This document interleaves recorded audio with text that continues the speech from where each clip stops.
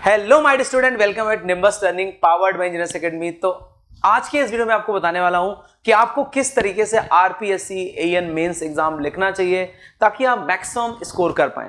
सो देखिए ना, जैसा कि आपको पता है कि आरपीएससी मेंस में आपके पास जो क्वेश्चंस रहते हैं 2 मार्क्स के, 5 मार्क्स के और 20 मार्क्स के रहते हैं। तो देखिए मेंस के पेपर में जो सबसे बड़ा चैलेंज स्टूडेंट के लिए रहता है कि इसको कैसे रिप्रेजेंट करना है, क्वेश्चन किस तरीके से आते हैं, क्या अप्रोच रहनी चाहिए ताकि अपन जब पेपर को लिखें तो आप मुझे मैक्सिमम मार्क्स मिले। तो आज मैं आपको कुछ बताऊंगा, मैं एक क्वेश्चन भी लेके आया हूं, उसको मैं सॉल्व करके आपको दिखाऊंगा कंप्लीटली कैसे करना चाहिए ताकि आपको ये आइडिया लगे कि किस अप्रोच से चलें। क्योंकि देखिए बात मैं बार बार रिपीट कर रहा हूं क्योंकि एग्जाम जो प्री एग्जाम है, अगर आपने थोड़ा सा भी पढ़ लिया या ऐसे कहूं कि अगर आपने जो एग्जाम्स है, जो ऑब्जेक्टिव है, उनकी तैयारी लगातार करी रहे किसी न किसी एग्जाम की, तो आरपीएससी एएन का जो प्री एग्जामिनेशन है उसको क्वालिफाई करने में कोई बहुत बड़ा चैलेंज आप फेस नहीं करेंगे। अगर आप थोड़ा भी ध्यान से पढ़ेंगे तो बहुत इजीली इसको निकाल सकते हैं। बट अगर मैं बात करता हूं मेंस की, तो वो शायद इतनी आसानी से नहीं निकलेगा। उसके लिए आपको एक फुल प्रूफ स्टडी चाहिए होगी, तभी जाके आप कहीं ना कहीं एग्जाम को क्वालिफाई कर सकते हैं। तो जो चैलेंज आते हैं, क्योंकि बहुत बड़ा सिलेबस है, सिलेबस को कवर अप करना है, बहुत सारी कहानियां जिनको आपको बहुत ही थरोली देखना पड़ेगा, है ना। तो आरपीएससी मेंस में आप ये ना सोचे कि नहीं, मैं तो जिस तरह से अभी ऑब्जेक्टिव पेपर दे रहा हूं लगातार उस तरह के अप्रोच अगर फॉलो करेंगे तो निकल जाएगा। क्योंकि हो क्या रहा, पिछले जब से आपने कंपटीशन एग्जाम की तैयारी करना चालू करी तो ज्यादातर पेपर ऑब्जेक्टिव होते हैं, तो माइंडसेट भी थोड़ा ऑब्जेक्टिव जैसा हो गया है कि कोई भी क्वेश्चन आता है तो उसको आप फटाफट करने की कोशिश करते हैं। बट मैं आपको बता दूं कि मेंस में थोड़ा सा आपको पेशेंस रखना पड़ेगा। यहां पर आपको प्रॉपर जो पूछा गया क्वेश्चन उसके अकॉर्डिंग सॉल्व करना होता है। यानी यहां पर मुझे आंसर पर नहीं भागना है, मुझे भागना है यहां पर अप्रोच पर कि क्या अप्रोच होनी चाहिए। तो आज मैं एक क्वेश्चन लेके आया हूं, उसको मैं पूरा कंप्लीटली सॉल्व करता हूं। इस क्वेश्चन को आप देखिएगा और कहीं ना कहीं सीखने की कोशिश करिएगा कि क्या अप्रोच रहे, कैसे क्वेश्चन को अटेम्प्ट करें और ताकि फुल मार्क्स हमारे आए। ठीक है, अब एक छोटी सी बात और कर लेता हूं क्वेश्चन को चालू करने से पहले। क्वेश्चन आपको दिखा देता हूं। यहां पर जैसे आपके पास जो 2 मार्क्स का क्वेश्चन होता है या फिर आपके 5 मार्क्स का होता है, 20 मार्क्स का होता है, तो 2 मार्क्स के क्वेश्चन में थोड़ा सा जो चैलेंज मैंने देखा है कि आपको ये फेस करने को मिलता है कि वहां स्पेस का थोड़ा सा इशू रहता है। 5 मार्क्स में भी आपके पास ठीक ठाक स्पेस रहता है ना, इजिली उस स्पेस में हो जाता है। और 20 मार्क्स में तो आपके पास मोर देन सफिशिएंट स्पेस रहता है। तो 2 मार्क्स में थोड़ा सा चैलेंज है स्पेस वाइज, अदरवाइज आप देखेंगे तो 5 और 20 मार्क्स में कोई स्पेस का कोई चैलेंज नहीं रहता है। अब जैसे मैं आपको एक क्वेश्चन यहां पर सॉल्व करके दिखाता हूं। क्या क्वेश्चन यहां पर है, अगर आप समझने की कोशिश करें कि हमारे पास यहां पर अगर आप देखें कि जो क्वेश्चन है इसमें आप देखें एबीसी, तो सबसे पहला जो क्वेश्चन है डिफाइन क्वालिटी फैक्टर, मतलब आपको यहां पर क्वालिटी फैक्टर डिफाइन करना है। Derive it's mathematical expression for series RLC circuit at resonance frequency. मतलब आपको क्या करना है, क्वालिटी फैक्टर को डिराइव करना है। इसके बाद आपको क्या करना है, एक छोटा सा न्यूमेरिकल है जो कि उसे रिलेटेड सॉल्व करना है। अब ये 20 मार्क्स का है, इसमें ऐसा कुछ बाइफर्केशन नहीं होता है कि पहला वाला क्वेश्चन कितने का है, दूसरा कितने का, तीसरा कितने का, टोटल कंप्लीट 20 मार्क्स का है। बट अगर आप चाहो तो जज कर सकते हो हल्का फुल्का कि चूंकि इसमें बहुत कुछ नहीं करना है, सीधा आपका आंसर लिखना है, तो ये 5 मार्क्स आप इसको मान सकते हैं। डेरिवेशन करना है, क्यू को डिराइव करना है, तो यू कैन कंसीडर 10 मार्क्स। और ये जो मेरे पास लास्ट में जो क्वेश्चन का 5 मार्क्स अपने हिसाब से मान सकते हैं, है ना। एग्जामिनर भी जब चेक करेगा तो उसके दिमाग में भी चल रहा होगा, क्योंकि इसमें जो सबसे बड़ा पार्ट है वो कहीं ना कहीं डेरिवेशन का है। तो इस तरह से टोटल कंप्लीट 20 मार्क्स का क्वेश्चन है ना। तो मैं इसको आपको सॉल्व करके दिखाता हूं कि किस तरह आपको इसको करना चाहिए ताकि आपको फुल मार्क्स मिले। सो आप ध्यान से सारी बातों को सुनिएगा और आपको ये बात बहुत अच्छे से क्लियर हो जाएगी। सो देखिए, तो हमारे पास यहां पर जैसे इसका सोल्यूशन लिखें, तो if I want to write the solution है ना, तो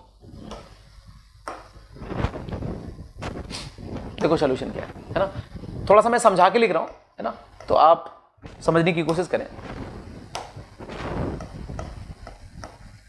देखो क्या है, अगर मैं बात करता हूं, सबसे पहले मेरे पास आता है क्वालिटी फैक्टर, तो आप यहां पर प्रॉपर लिखिएगा। सबसे पहले क्वालिटी फैक्टर,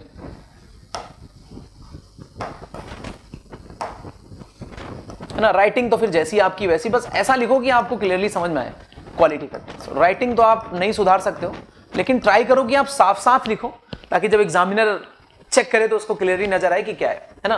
तो यहां पर आपके पास क्वालिटी फैक्टर है, जिसको अगर मैं डिफाइन करने की कोशिश करूं तो कैसे करोगे आप सबको याद होगा, it is the ratio of maximum और peak energy stored in the circuit. It is a ratio of maximum or peak energy stored in the circuit to energy dissipated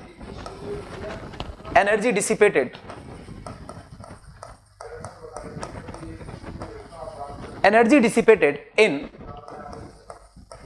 one time period, या आप चाहो तो इसको आप पर cycle of oscillation भी लिख सकते हो।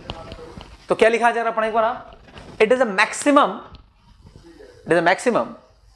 it is a ratio of maximum or peak energy stored in the circuit to energy dissipated in one time period. This is V. आप चाहो तो इसका आप लिख सकते हो, इसको आप चाहो तो इस तरह से लिख सकते हो।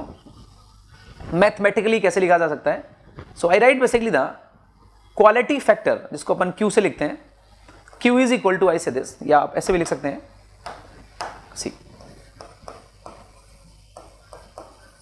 थोड़ा सा मैं समझा के लिख रहा हूं, ऐसा 20 मार्क्स में खूब जगह होती है, तो आप प्रॉपर आराम से लिख सकते हैं, स्पेस खूब रहता है। So there is no issue of any space, है ना। ऐसा नहीं कि आप बहुत उसको कंजेस्टेड करें ताकि क्लियरली दिखे, है ना। तो आप ऐसा लिखें ताकि एग्जामिनर को क्लियरली दिखे कि क्या लिखा हो। क्वालिटी फैक्टर को कैसे लिखते हैं, इस तरह डिफाइन कर सकते हैं, 2 pi maximum energy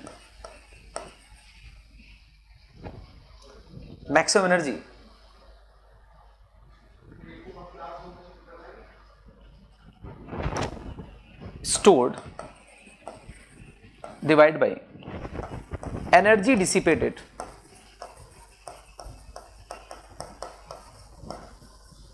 in one time period.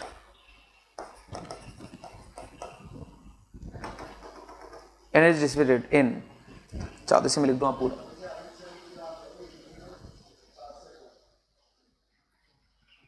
in one time period. समझ गई मेरी बात आपकी? नहीं तो आप चाहो तो इसको बॉक्स में ही बंद कर सकते हो, you can just take a box, no problem. तो क्वालिटी फैक्टर क्या होता है? सिंपल, आपने लिख दिया ऐसे करके, एक डेफिनेशन लिख दी, it is a ratio of maximum और peak energy stored in the circuit to the energy dissipated in one time period, या पर साइकिल ऑफ ऑसिलेशन, एक ही बात है। क्वालिटी फैक्टर है ना, जिसको आप क्या लिख रहे हैं यहाँ पर, क्वालिटी फैक्टर है ना। तो आपने क्या लिखा है यहाँ पर, क्वालिटी फैक्टर जो आपका Q है, which is 2 pi maximum energy stored in the circuit, ठीक है, इतना बहुत है, stored divide by energy dissipated in one time period. अब ये मेरे पास आ गया। अब देखिए ध्यान से, इसको आपको क्या करना है, इसको डेराइव भी करना है। तो ये हो गया 5 नंबर आपके। अगला मेरे पास क्या है, इसका आपको मैथमेटिकल डेरिवेशन करना है। तो देखिए ध्यान से, क्या है इसका अगला पार्ट, यहां पर आप लिख सकते हैं, ये मेरे पास ए पार्ट था, तो यहां पर आप चाहो तो लिख सकते हो A part. Now let me take the B part, यहां पर आप लिख सकते हैं बी पार्ट। ये मेरे पास क्या है, बी पार्ट। ध्यान देना एक बार आप, है ना। अगर मैं आपसे एक बात पूछूं यहां पर कि सर क्या करें, इसमें डेराइव करना है, उसने लिखा भी रेजोनेंस फ्रीक्वेंसी पर आपको सीरीज आरएलसी सर्किट का आपको यहां पर मैथमेटिकल एक्सप्रेशन डेराइव करना है। देखो आप, तो यहां पर क्या लिखोगे, let us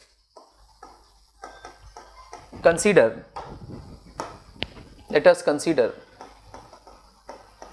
series RLC circuit, है ना।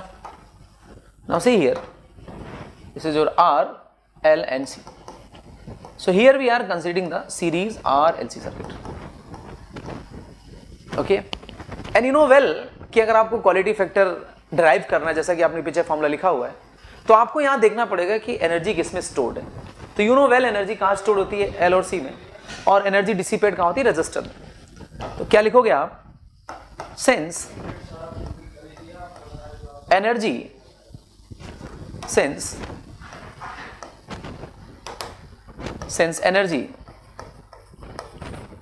Can be stored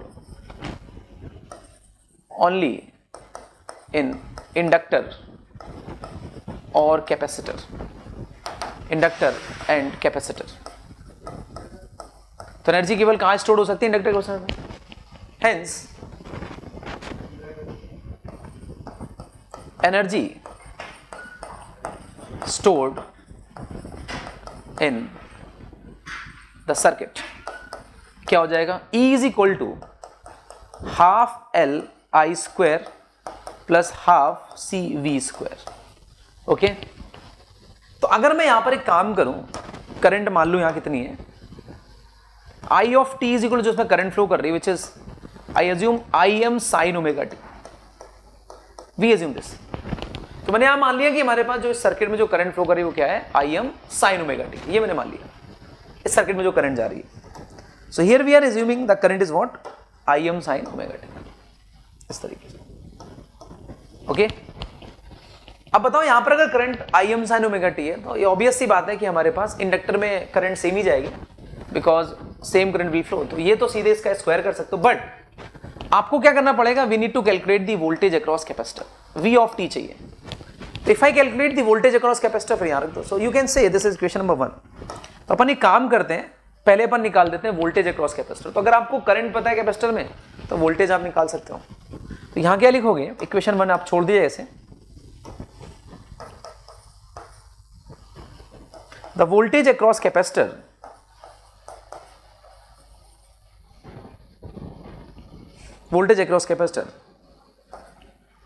V of T is equal to I say क्या होता है formula, 1/c 0 to t I of T D T plus V0 minus. Sir V0 minus क्या है, initial voltage in the capacitor.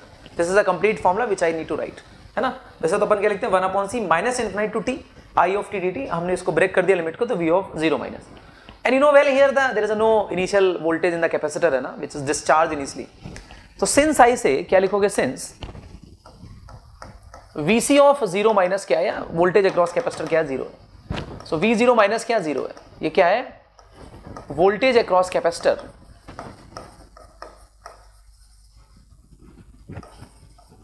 या initial voltage across capacitor, initial voltage across capacitor. तो ये capacitor के पास क्या है, initial voltage, I think so fine. तो यहां से मेरे पास क्या आ जाएगा, अगर आप ध्यान से देखें, V of T is equal to 1/c 0 to t, तो ये वैल्यू तो क्या हो गई 0, इट्स कुड बी 0, है ना। तो यहां से I ऑफ टी तो आपको दिख रहा है आई M sine omega T and this is D T, is it fine, here you can write D T. अब इसको आप इंटीग्रेट कर दो, साइन का इंटीग्रेशन आपको पता है क्या होगा, माइनस ये आई एम तो बाहर आ जाएगा, माइनस कॉस ओमेगा टी, और ओमेगा टी को वापस से करना पड़ेगा डिफरेंशिएशन और डिवाइड करना पड़ेगा, this is your omega here. तो ये मेरे पास आ गई वोल्टेज, किसके क्रॉस आ गया, कैपेसिटर का। तो इसको आप थोड़ा और तरीके से लिख दो, so V of T is equal to I से,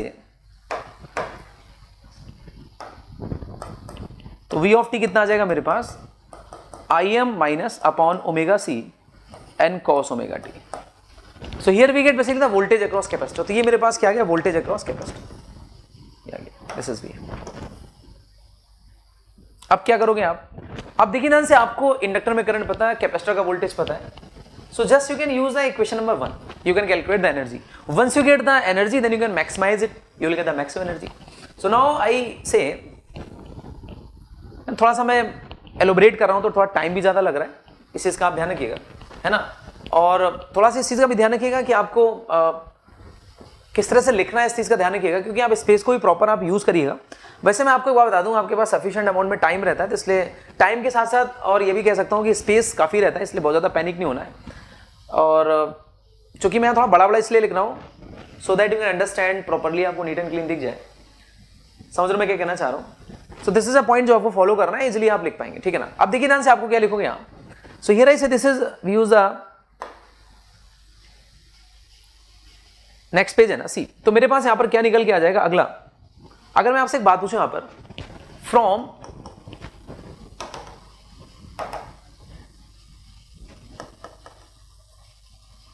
इक्वेशन 1, सो लेकिन इक्वेशन 1 का अगर मैं यूज करूं तो यहां मेरे पास क्या आ जाएगा, E is equal to half CV, half LI square था, तो यहां पर हाफ L, I कितना था, I M sine omega T, and half CV square था, हाफ C। अगर आपको लगता है ना जैसे स्पेस अगर कम लग रहा है तो आप एक काम और भी कर सकते थे, बीच में आप लाइन भी खींच सकते हो, आप चाहो तो थोड़ा पार्ट इधर लिखो इधर लिखो आप, लेकिन मैं आपको बता रहा हूँ स्पेस सफिशिएंट रहता है, चूंकि बोर्ड है यहाँ पर, पेज काफी बड़ा रहता है, तो उसमें इजिली आप देखेंगे कि अगर आप ये क्वेश्चन आराम से उस स्पेस में सॉल्व हो जाएगा। लगता है कि अगर स्पेस की कमी लग रही तो आप इसको एक साइड इसको पूरा इधर कर दें और इसे इधर लाइन खींच सकते हैं, इधर यूज कर सकते हैं।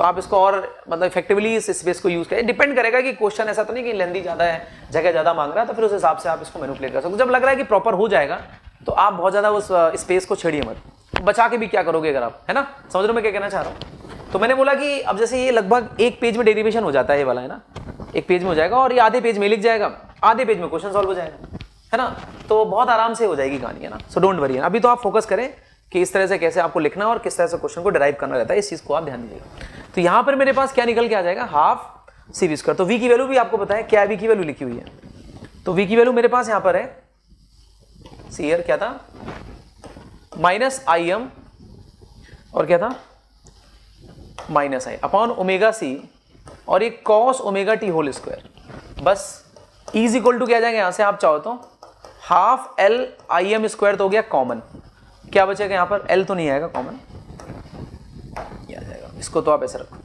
तो half I M square common आ जाएगा, क्या बचेगा यहाँ, एल आ जाएगा और ये यहाँ स्क्वायर छूट गया। So this is we have square हो जाएगा ना, half L I M sine omega T का होल स्क्वायर, तो आई एम स्क्वायर बाहर आ जाएगा और यहाँ मेरे पास क्या निकल के आ जाएगा, ये वेट, तो ये आ जाएगा साइन ओमेगा टी या साइन स्क्वायर ओमेगा टी।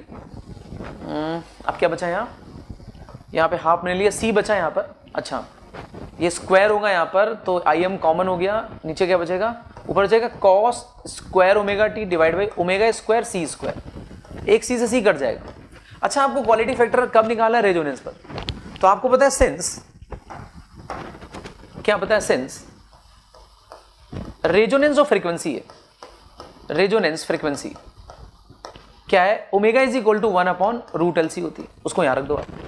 तो जैसे रखोगे यहां तो क्या आ जाएगा, देखो आप, E is equal to half L I M square और ये मेरे पास आ जाएगा L sine square omega T, और यहां जैसे रखेंगे ओमेगा स्क्वायर क्या आ जाएगा, 1 बाई एल सी, तो 1 बाई एल सी रखेंगे अपन, तो आप देख पा रहे होंगे कि जैसे यहां पर 1 बाई एल सी आएगा, सी से सी कट जाएगा, एल ऊपर चला जाएगा, तो क्या आ जाएगा, ये एल स्क्वायर हो जाएगा, naught L square, this is simple L, क्योंकि यहां रखोगे ना भाई ओमेगा स्क्वायर क्या हो जाएगा, 1 बाई एल सी, तो जैसे यहां रखोगे तो ये वाला सी तो सी कट गया, एक बचा तो सी और कट गया, तो यहां बचेगा 1 बाई एल, तो क्या आ जाएगा, कॉस स्क्वायर ओमेगा टी।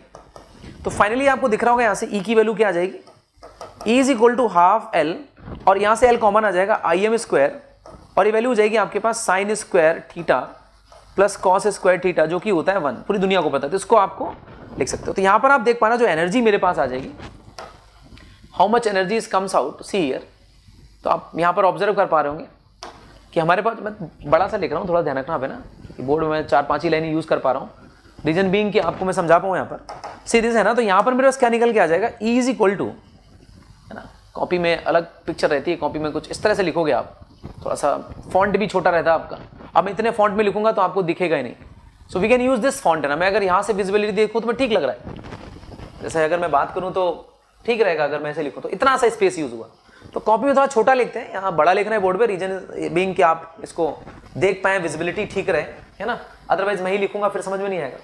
तो डोंट बॉदर कि सर आपने तो इतने सारे पेज यूज किए, इतने पेज तो वहां पर कहाँ होंगे, तो इन पेजेस को आप वहां से कंपेयर मत करिएगा, बिकॉज आई से दिस कि वो कॉपी और बोर्ड में थोड़ा सा फर्क रहता है। एनीवे, तो यहाँ से बस आप समझो कि कैसे अपन को यहाँ डेरिवेशंस आते हैं, क्या आते हैं, कैसे इनको अप्रोच करना है, ये आई एम स्क्वायर आ जाएगा। तो ये मेरे पास एनर्जी आ गई। अब देखिए ये एनर्जी में आप देख पा रहे हैं कि सारा कुछ कांस्टेंट है, जो कि फिक्स है, सो this is differently the maximum energy. इससे ज़्यादा एनर्जी तो अब इसमें तो कुछ है ही नहीं ना, क्योंकि sign square theta cos square theta 1 आ गया। तो यहाँ पर जो एनर्जी स्टोर्ड आ गई, कितनी आ गई, half L I M square. तो दिस इज व्हाट, ये क्या है, मैक्सिमम एनर्जी है भाई, इसमें ऐसा तो है नहीं कि टाइम का फंक्शन है, because these things are constant. तो ये मैक्सिमम स्टोर्ड एनर्जी है, stored maximum, I say this what, maximum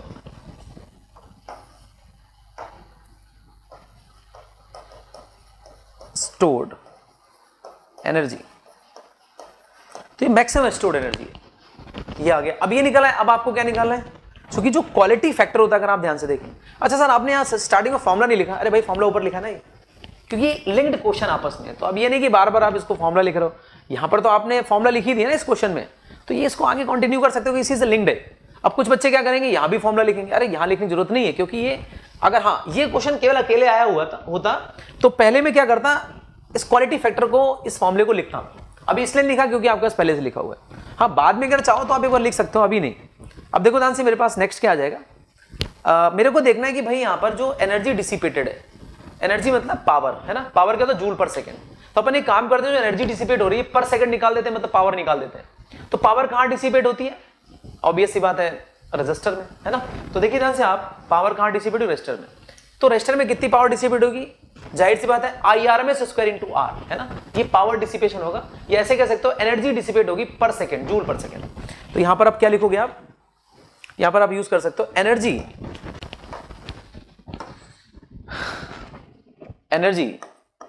या पावर लिख दो आप, पावर ही है ना, पर सेकंड जो एनर्जी डिसिपेट है उसी पावर में। तो पावर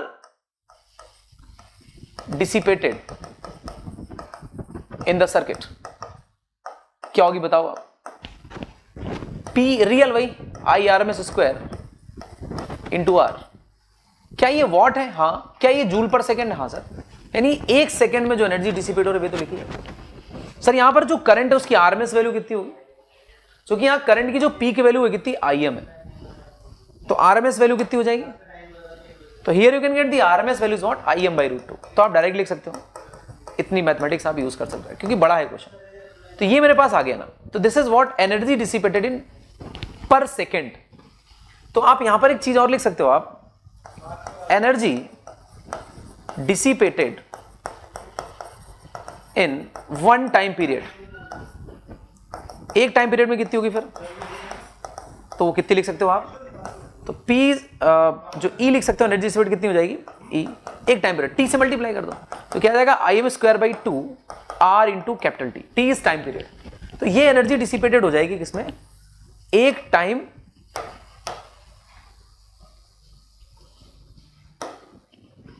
पीरियड में। समझ गए मेरी बात आपकी, दिस इज ये मेरे पास आ गया।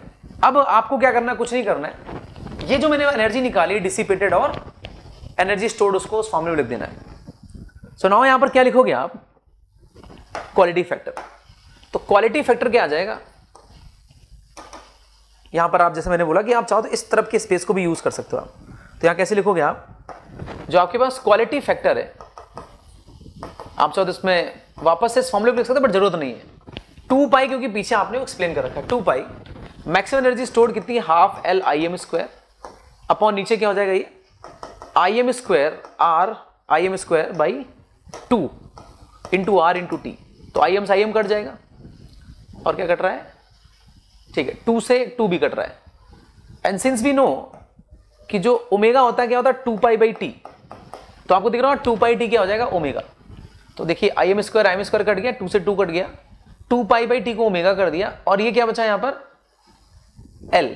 तो क्या आ जाएगा, quality factor is finally what, omega L/R। ये इसको अपन चाहो तो ओमेगा नॉट L/R, जहां पर ये ओमेगा क्या है, इस omega is basically the resonance frequency, resonance frequency. तो ये जो ओमेगा एक क्या है, इस omega is basically called resonance frequency.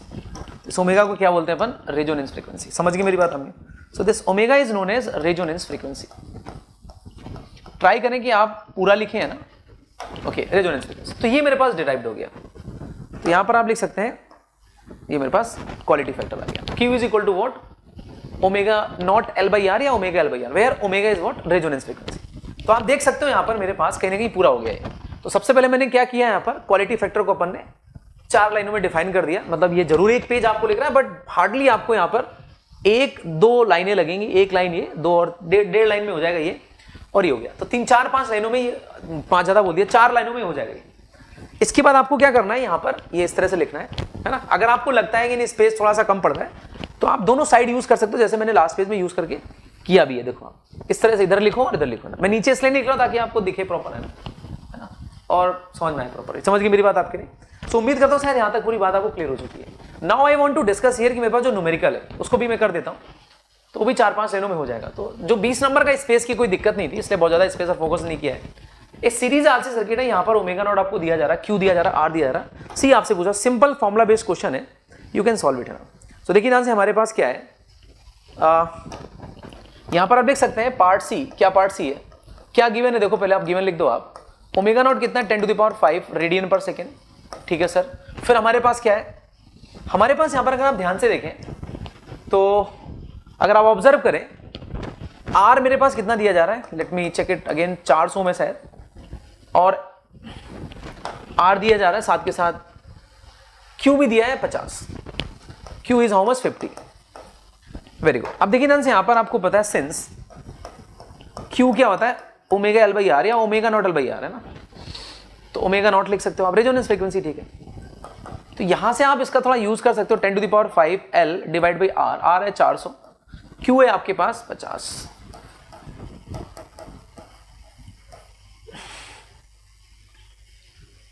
इसको मैंने इधर मल्टीप्लाई कर दिया तो ये मेरे पास 10⁵, ये मेरे पास L आ जाएगा, 1 2 3, अच्छा 20 आएगा, तो यहां से 3 कम हो गया, तो देख लो L की वैल्यू कितनी आ जाएगी, L कम्स आउट 2 बाई, तो 3 तो कम हो गए, नीचे 100 था, तो 2/10 आ जाएगा, मतलब 0.2 हेनरी आ जाएगा। This is the value of L। बस इसके बाद क्या करना, कुछ नहीं, since omega naught is equal to क्या होता है, 1/√LC, रेजोनेंस फ्रीक्वेंसी, ठीक है भाई, रेजोनेंस फ्रीक्वेंसी। तो यहां से अपन क्या कर सकते हैं, ओमेगा नॉट कितना दिया जा रहा है, 10⁵, विच इज 1/0.2 इंटू सी, इसका स्क्वायर कर दो दोनों साइड, कितना हो जाएगा ये, इट्स कम्स आउट 10⁻10 1/0.2 इंटू सी। तो यहां से आप चाहो तो सी निकाल सकते हो, how much it's comes out, 0.2 हो गया आपका 10/2, और ये 10 टू द पावर आ जाएगा -10, एम आई राइट। तो C comes out 5 into 10 to the power -10 farad, this comes out in farad. तो थोड़ा सा देखने में आप चाहो तो यहां पर भी आंसर छोड़ सकते हो, है ना, because this is a conventional paper, ऐसा नहीं लिखा कि आपको, तो दिस इज ऑल्सो आंसर, है ना, you can just leave the question, यहां भी छोड़ सकते हो आप चाहो तो, देयर इज नो इशू, और आप छोड़ सकते हो आंसर, है ना। बट चाहो तो इसको थोड़ा सा और लिख सकते हो, पिको फैरड में कैसे, अगर मैं चाहूं तो इसमें कितने का मल्टीप्लाई कर दूं, 100 का मल्टीप्लाई और 100 से डिवाइड, तो हो जाएगा 500 पिको फैरड, क्योंकि 10 टू पावर -12 हो जाएगा फिर, तो you can put the answer in that manner also. तो आप चाहो तो यहां भी आंसर छोड़ सकते हो, और आप चाहो तो यहां भी आंसर छोड़ सकते हो, इट्स योर चॉइस, है ना, क्योंकि इसमें कोई ऑप्शन तो मैच नहीं करने, सो दिस इज आंसर। तो ये मेरे पास तो लगभग आधे पेज में हो जाएगा, मतलब थोड़ा समझाने के हिसाब से लिखा मैंने, तो मैंने वापस से रिपीट कर दिया कि आप इधर साइड का जो स्पेस है और यहाँ का जो स्पेस है, अगर आपको लगता है तो स्पेस की कमी लगती है तो आप किनारे से लिखें, और 20 नंबर में तो मुझे लगता है कि मैंने जितने क्वेश्चन देखे कि स्पेस की कमी खूब रहता है, जगह बच जाती है, तो जब जगह बच जाती है तो ज़्यादा आप कंजस्टेड ना लिखें, है ना, पता चला कि जगह भी है और आप उसको इतना कंजस्टेड लिख रहे हो, जैसे आप सेमेस्टर में लिखते थे तो साफ सुथरा रहेगा, दूर से हाँ जगह की कमी लग रही तो यू कैन जस्ट मैनेज, है ना, वैसे बहुत रेयर है ना, तो ये बहुत आराम से हो जाता है इन 20 मार्क्स में, समझ गए मेरी बात आपकी नहीं। तो इस तरीके से आपको करना है। तो सबसे पहले मैंने इस क्वेश्चन को पढ़ा ध्यान से, तो सबसे पहले मैंने क्वालिटी फैक्टर को डिफाइन किया यहाँ पर, सो here I define the quality factor first of all.